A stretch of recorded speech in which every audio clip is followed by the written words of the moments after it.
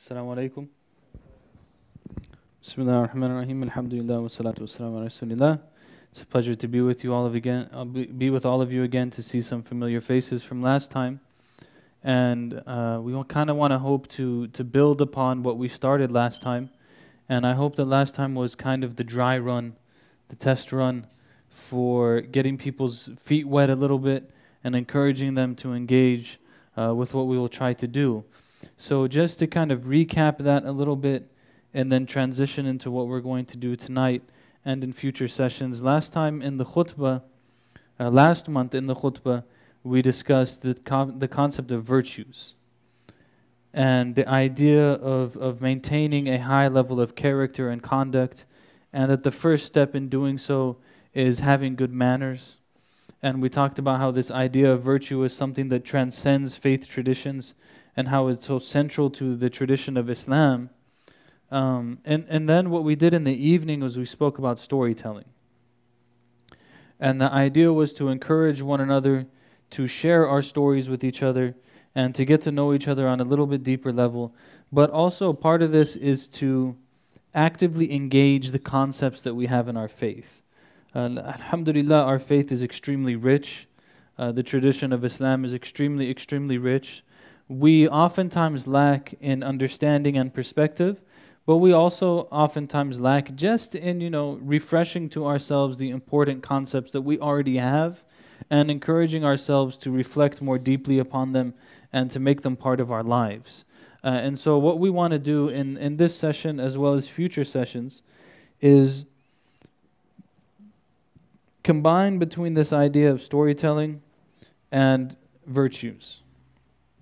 So the idea is that we have virtues. We have ideas like courage, bravery, honesty, the importance of having a solid upbringing and foundation, being generous, all of these ideas that we have in Islam.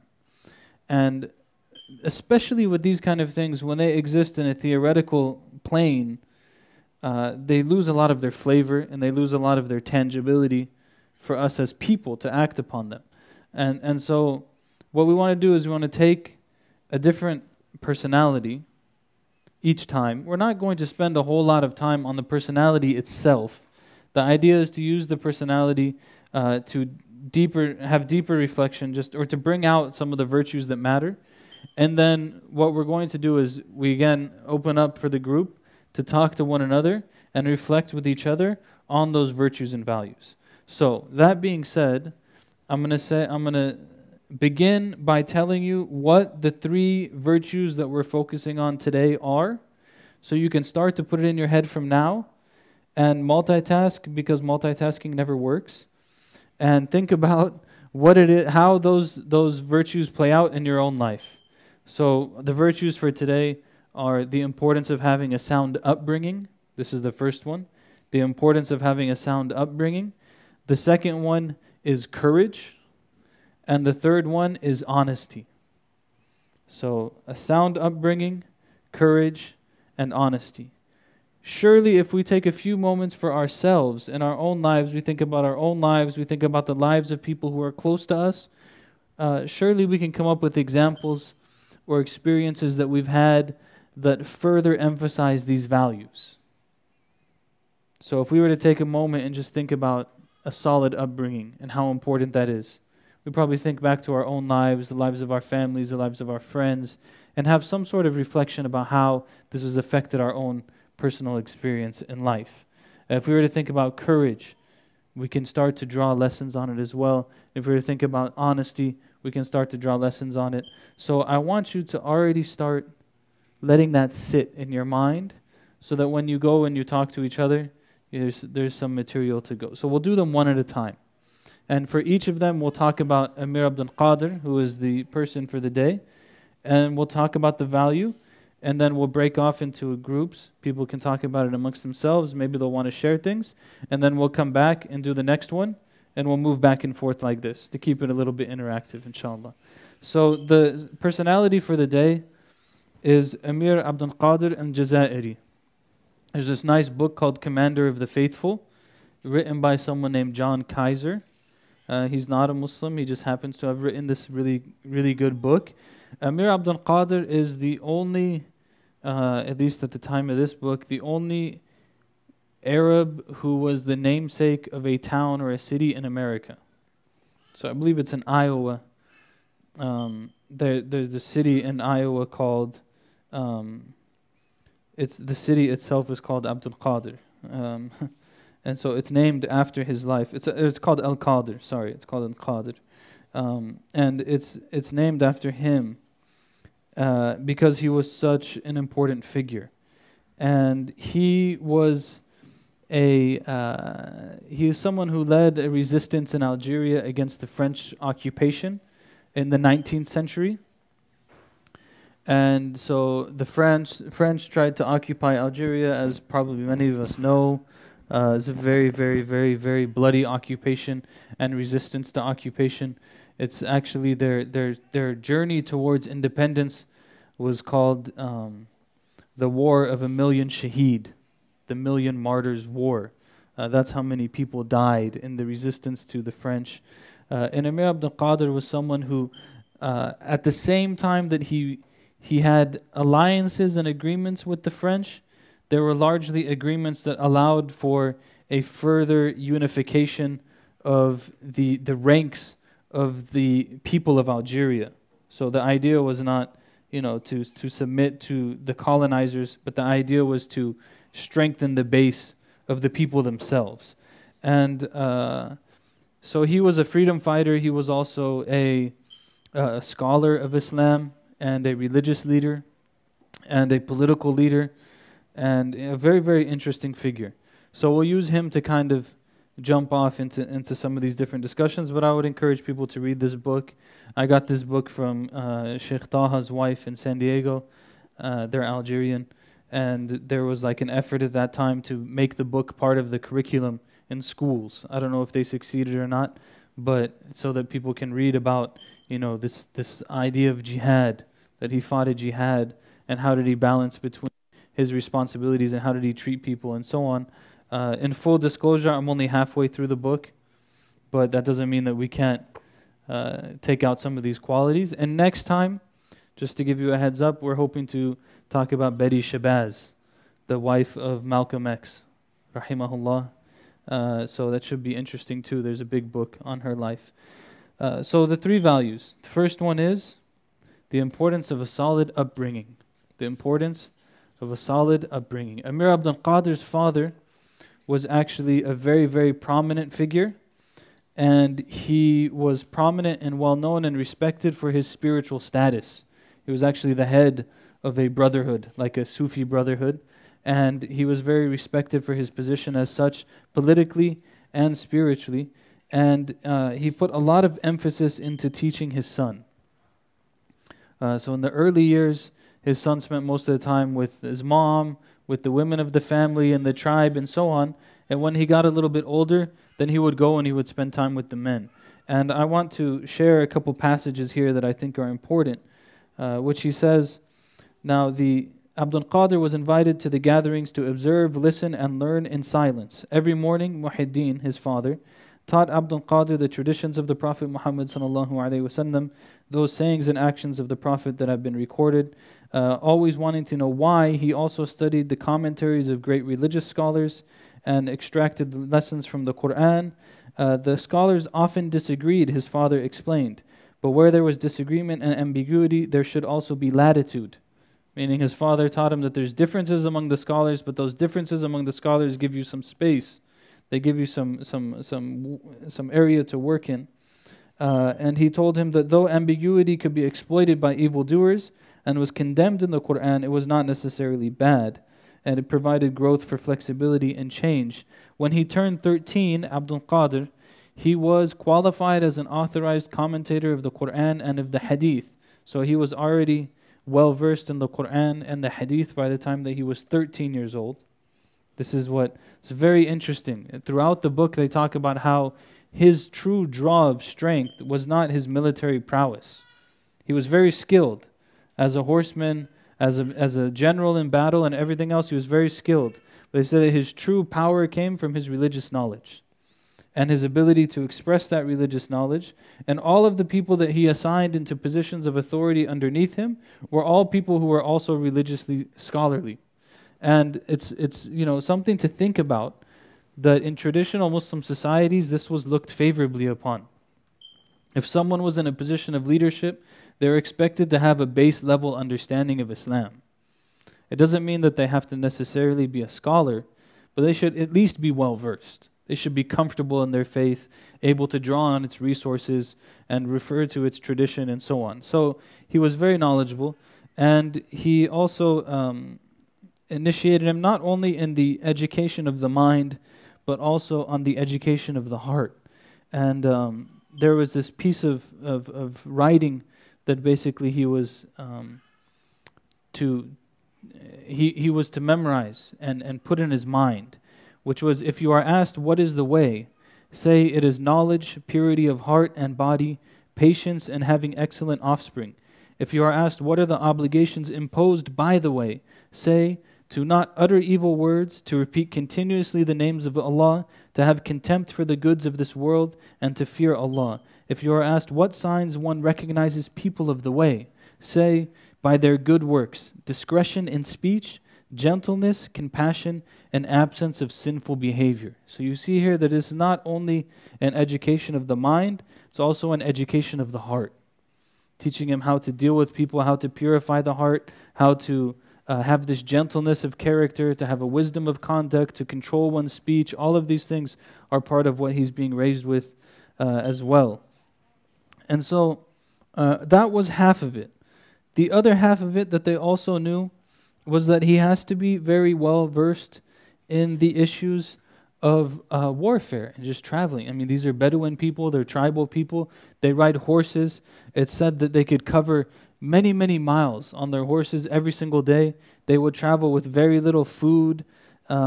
It's going to come actually later in the courage part. I'll mention it, the details of that. But they were very strong. People had a lot of perseverance, a lot of ability to horsemanship. Some of the French armies would look at the stuff they would do on their horses, and they would be amazed, because they're like, this is very high-level stuff they would learn in the academies in Europe on cavalry and horsemanship and all this stuff. And here are the Arabs in the middle of the desert with nothing, sitting on the ground on a rug, and they're able to do those things and more.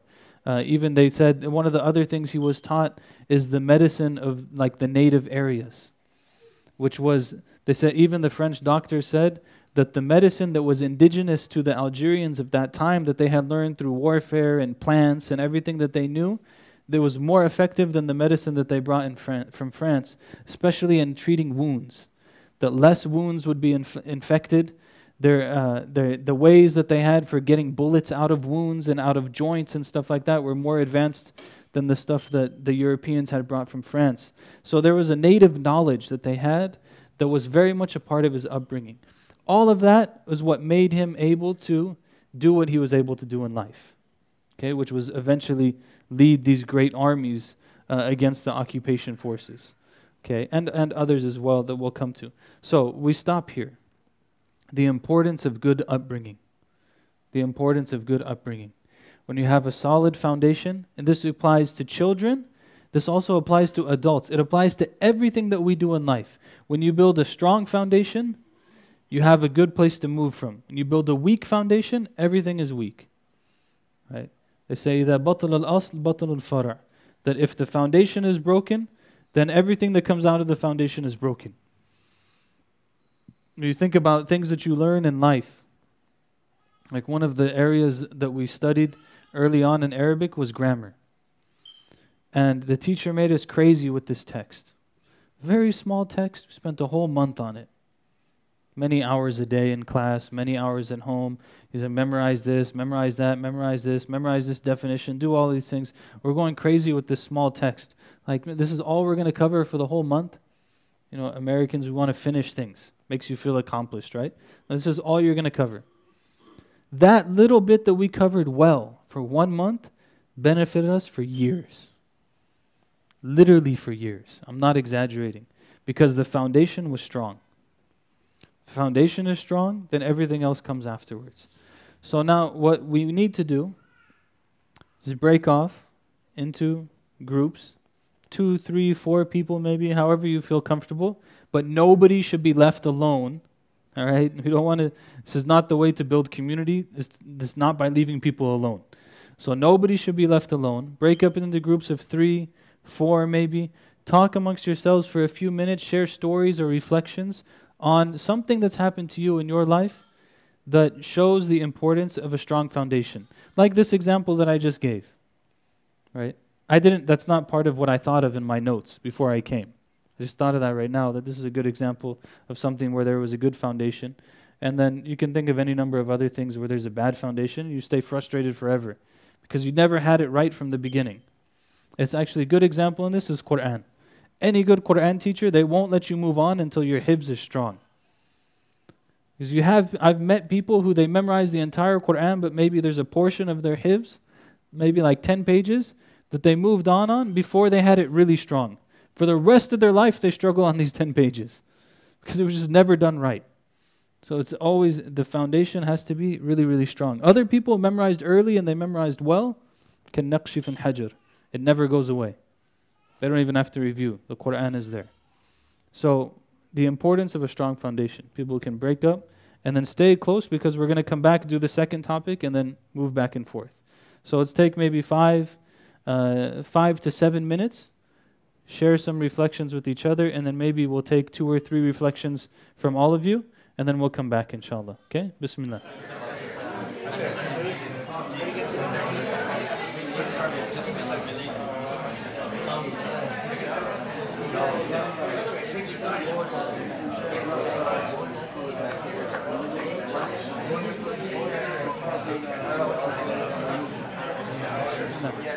Let's come back. Okay. Now, if everyone can tell the truth, how many of you strayed from the topic? How many of you strayed from the topic? Okay. It's important to stay on the topic. Just as a point. You can stay. It's if you stay, you will find things that you didn't expect. It's important to stay, yeah. Yes, I mean, as long as you're in the neighborhood, we're okay. But if you completely leave the neighborhood, then things get dangerous. Okay, so anyone want to share the reflection that they had, or any something of benefit that they felt was kind of important for people to know, or an example that came up for them that they want to share? Anyone? Last time you guys had cold feet on sharing.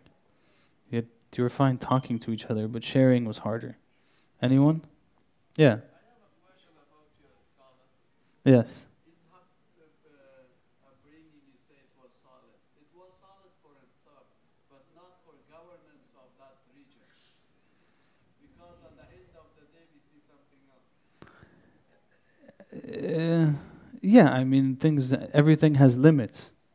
Ibn Ata'illah, secondary, he said, سَوَابِقِ الْهِمَمْ لَا تَخْرِقُ أَسْوَارِ الْأَقْدَارِ.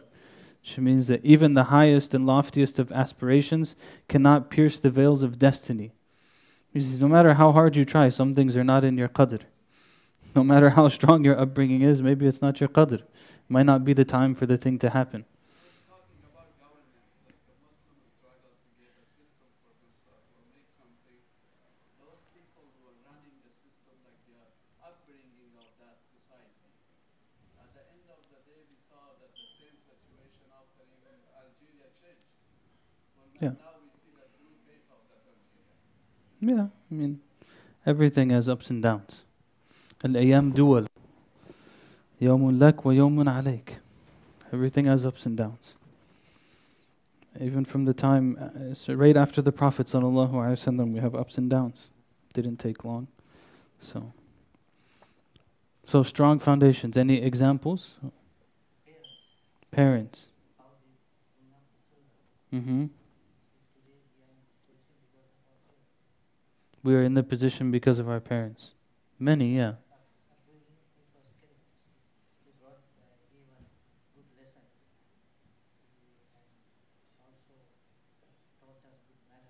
Mm-hmm.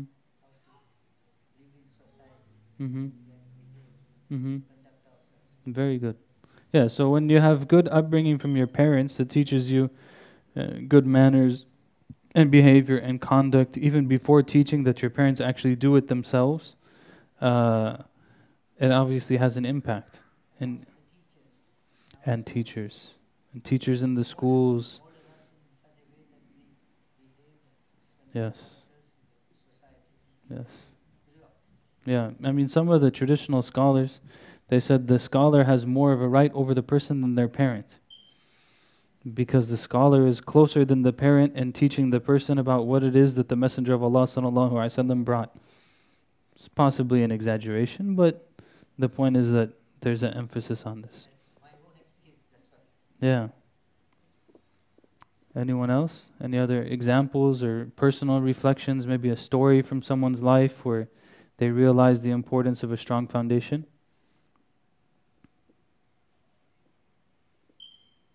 Yeah. Primary place to start. And as we know, the first revelation to the Prophet ﷺ was about learning. It's about reading and learning and reciting and being dedicated to learning and knowledge. And this, again, like I kind of alluded to before, applies to older people as well as to younger people. On a personal level, you know, before I went to study, we would always say that we wanted to go study Islam, we want to go study Islam, we want to go study Islam.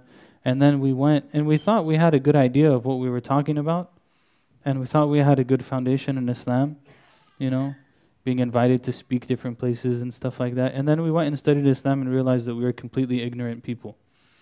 And that most of us are actually, as one of our teachers in Arabic told us, he said, we don't say فُلَانٌ أَعْلَمُ مِنْ فُلَانٍ فِي اللُّغَةِ الْعَرَبِيَّةِ نَقُولُ إِنَّ فُلَانًا أَقَلُّ جَهْلًا مِنْ فُلَانٍ فِي اللُّغَةِ الْعَرَبِيَّةِ. Which means we don't say that one person is more knowledgeable than another person in Arabic. We say that one person is less ignorant than another person in Arabic. And it's not, it's actually, we're all ignorant, and we're just different shades of ignorance.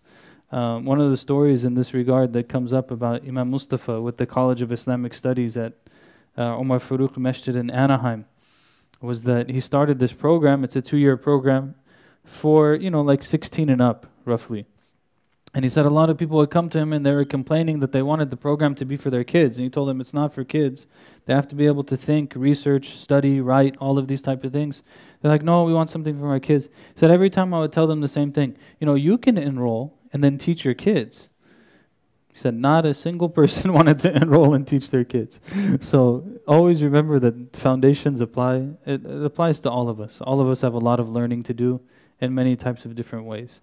So this is good. Foundation is number 1. Number 2 value is courage. Number 2 value is courage. Actually, courage in the work of Imam al-Ghazali as well as St. Thomas Aquinas and Aristotle is one of the core virtues. Ummahat al-Fada'il. It's a cardinal virtue in the Christian tradition. It's from the major virtues of Islam. And courage is basically, you have anger, right? Like we have anger. It's a natural feeling. If you have too little anger, then you have cowardice. You don't feel it when you're supposed to feel it. If you have anger that goes in the wrong place, you have oppression. If you have anger that's put in the right place, you have courage. We need courage in many different ways. It's not just physical courage like standing up and fighting someone. There's courage of speech. There's courage of making choices in life. There's courage to not fight. You know, like in the story that I told in Jum'ah of the brother who grabbed the guy and he was going to hit him and then he let him go. It takes courage to let someone go, actually. It takes courage sometimes to walk away and do what's right. The story that we're seeing in the news right now and everything else with Ahmed, it takes a lot of courage to take a clock to school and get arrested and get interrogated by yourself, have your rights completely trampled upon, get interrogated by yourself with no parent around, no attorney around, get taken to a juvenile detention center and interrogated more with nobody around, and then finally let out in the end, and then to come back on the next day with a lot of composure and tell the news media outlets as a 14-year-old what you went through and what your perspective was on it and all that kind of stuff. It takes a lot of courage, right?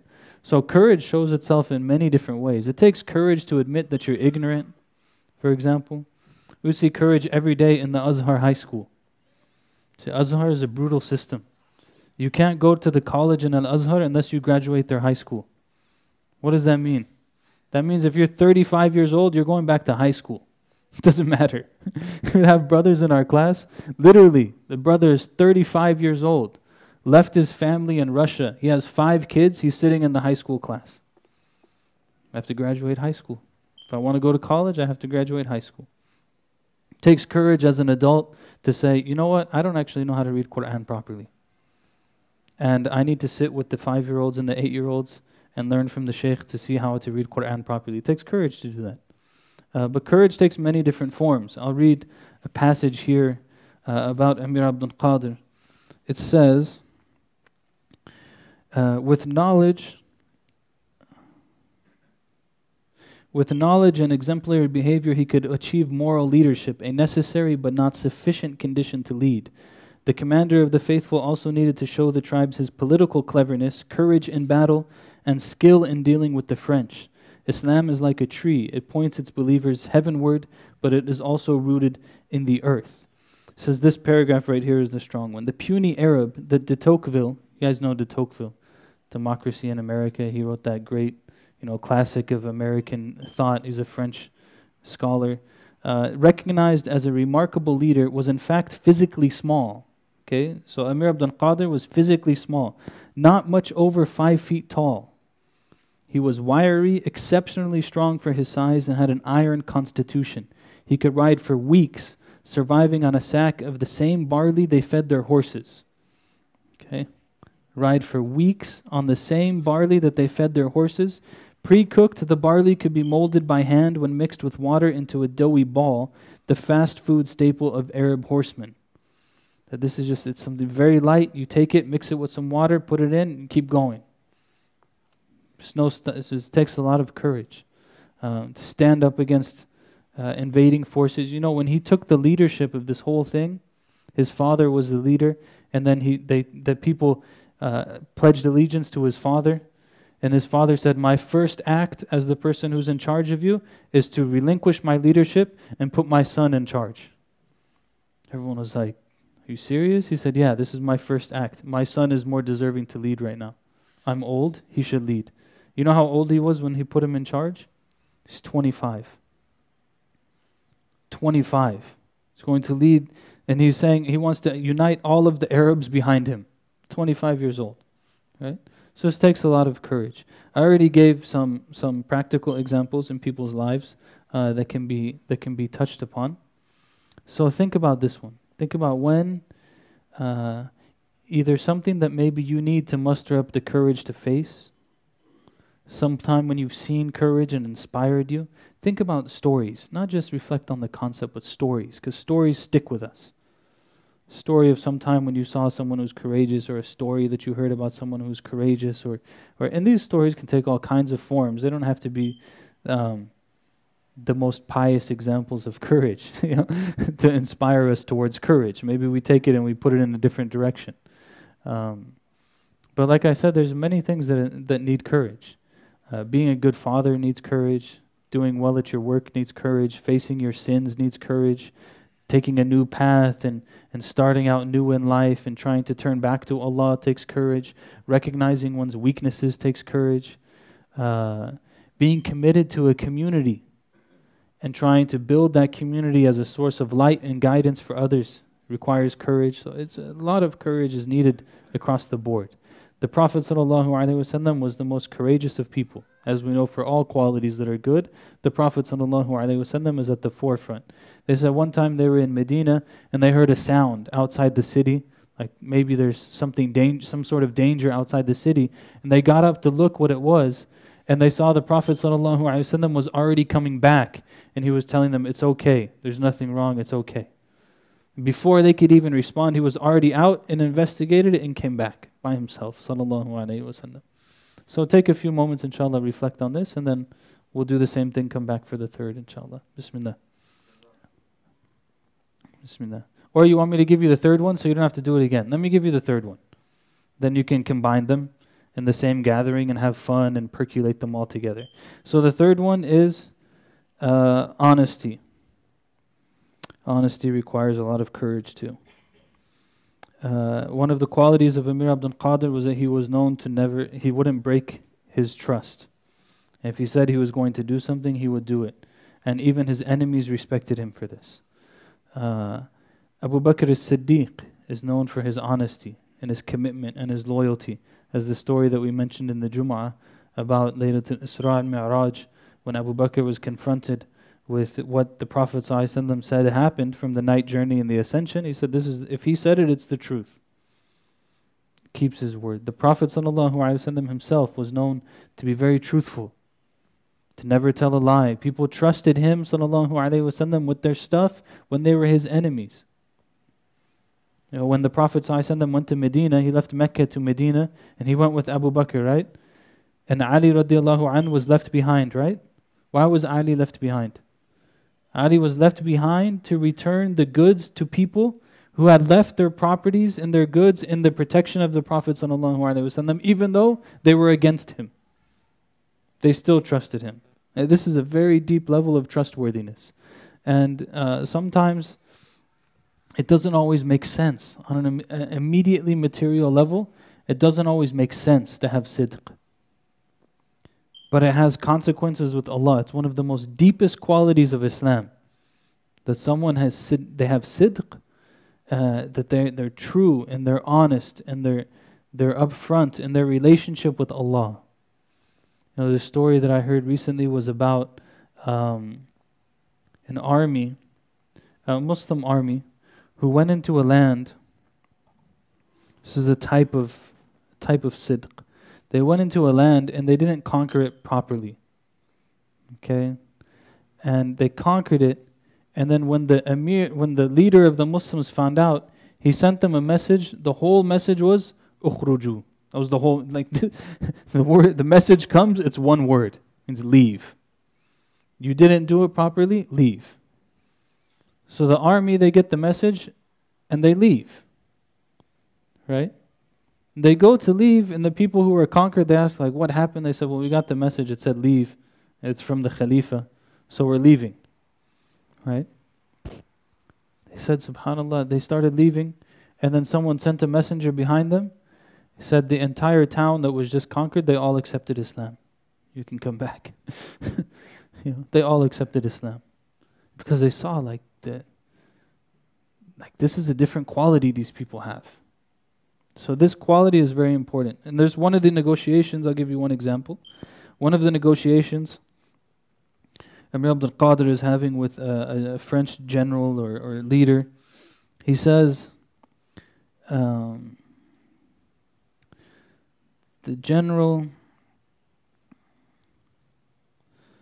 he says to Amir Abdul Qadir, I have not been afraid to increase your power because I have confidence that you will use it to improve the condition of the Arab nation and to maintain peace and commercial relations with France. Amir Abdul Qadir says, I thank you for your good intentions toward me. If God wills, I will help make the Arabs prosper, and if the peace is broken, it will not be my fault. If the peace is broken, it will not be my fault. The French leader said, on this point I am your guarantor to the king of the French. Amir Abdul Qadir's response, you risk nothing. We have a religion that obliges us to keep our word. I have never broken mine. Think about this statement. So we have a religion that requires us to keep our word. I have never broken mine. Imagine if you're able to say that. I'm giving you my word right now. I've never broken my word. Big things, small things, doesn't matter what it is. I gave you my word. It's my word. It's a very, very rare quality now, but also a very important quality. So it'll take a few moments, maybe a little bit longer. People can you remember you were talking about two now. So it's easier to not stray completely out of the neighborhood. It's easier to stay in the neighborhood because there's two. The two are, the first one, courage, and the second one, honesty. So I'm sure people can think of situations in their lives or their family or friends where they've seen this honesty or courage play out and the positive fruits of it. And if we remind each other of those stories, it will deepen the conviction of that quality in our hearts, inshallah. So, bismillah, go ahead.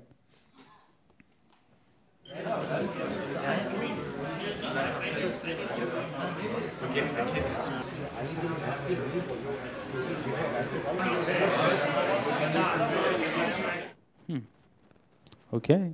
Slowly but surely, we'll break through the the discomfort, and hopefully people will share more stories. But even if you don't share stories with the group, it's very positive and good when we break up and we see people talking. Alhamdulillah. Even if you stray from the topic, you're talking to each other, it's a good thing. Alhamdulillah. We have to, it's very important to talk to each other as members of the community, to share stories, to share experiences, to open up a little bit to each other, to meet new friends, talk to someone new. All of that is very necessary if we're able to, if we're going to be able to build the fabric that is needed to hold the community together and the community strength to do the work that it needs to do.